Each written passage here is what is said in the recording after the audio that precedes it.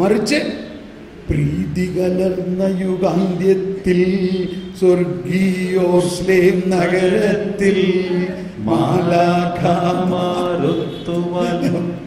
ഭാഗം നമ്മൾ കരുളട്ടെ. 25 വർഷമായിട്ട് ദിനരാത്രം കർത്താവിനെ ശുശ്രൂഷിക്കുന്ന ഈ തോമസ് പോളിന്റെ കാര്യം ഇതാണെങ്കിൽ പിന്നെ ബാക്കിയുള്ളവരുടെ കാര്യം എന്താ? അതുകൊണ്ട് മനസ്സിലാക്കണം, ദൈവം നൽകുന്ന ഒരു ഭീതി കലർന്ന യുഗാന്ത്യമല്ല, ഒരു ഭീതിയുടെ ഒരു പ്രതീകമല്ല.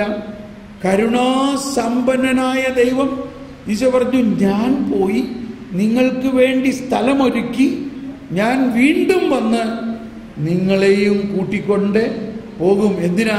ഞാനായിരിക്കുന്നിടത്ത് നിങ്ങളുമായിരിക്കാം. അതാണ് വിശുദ്ധ കുർബാന.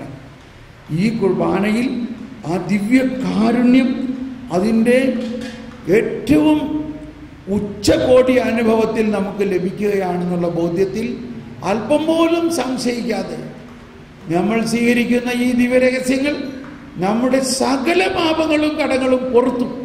നമ്മൾ ചിലപ്പോൾ വിചാരിക്കാറുണ്ട്, പലരും പറയാണ്ട്, നീ ശരിക്കും കുമ്പസാരിച്ചാൽ കുർബാന സ്വീകരിക്കരുത്.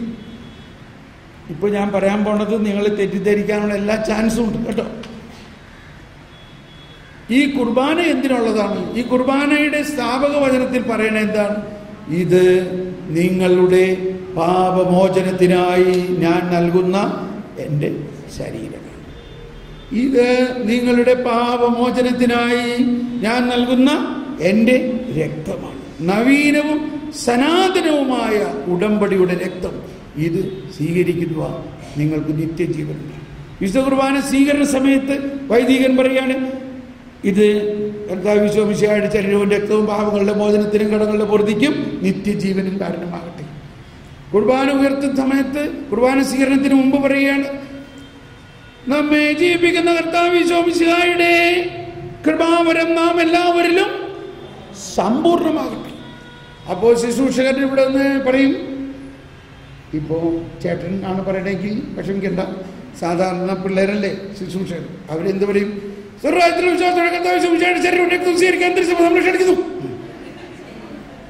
എന്ത് പറഞ്ഞു? ആർക്കറിയാം എന്താ പറഞ്ഞത്? ഇല്ല, അവരവിടെ നിന്ന് നമ്പറങ്ങ് അടിച്ചു വിടുകയാണ്. എന്താ പറഞ്ഞതെന്നറിയോ? സ്വർഗരാജ്യത്തിലുള്ള വിശ്വാസത്തോടെ കർത്താവ് ഈശോ മിശിഹായുടെ ശരീരവും രക്തവും സ്വീകരിക്കാൻ തിരുസഭ നിങ്ങൾ ക്ഷണിക്കും. അപ്പോൾ നമ്മൾ ഇന്ന് ശരിക്കും ഈ കുർബാനയിലെ ഓരോ പ്രാർത്ഥനകളും അതിൻ്റെ അക്ഷരാർത്ഥത്തിൽ അതിൻ്റെ വിസ്മരണീയമായ അർത്ഥത്തിൽ സ്വീകരിക്കുക. ഈ കുർബാന ഈശോ അർപ്പിച്ചത് മനുഷ്യരുടെ മുഴുവനും പാപമോചനത്തിന് വേണ്ടിയാണ്.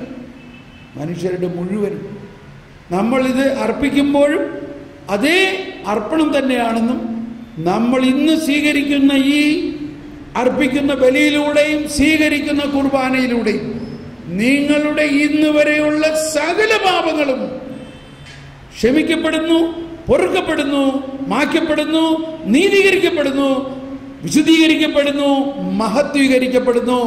അന്ത്യദിനത്തിൽ സ്വർഗീയ ഓർസ്ലേമിൽ കർത്താവിന്റെ ഉയർപ്പിൽ പങ്കുചേരുന്ന ഉത്ഥാനത്തിന്റെ അച്ചാരവും കൂടിയായിട്ടാണ് നമ്മൾ ഇത് സ്വീകരിക്കുന്നത് എന്നുള്ള ബോധ്യത്തിൽ നമുക്കിന്ന് ബലി അർപ്പിക്കാം കേട്ടോ.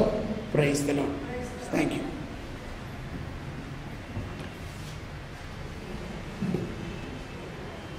എഴുന്നേറ്റുകൊണ്ട് 19-ാം സങ്കീർത്തനം ആലപിച്ചുകൊണ്ട് പരിശുദ്ധ കുർബാനയ്ക്കായിട്ട് വരാം.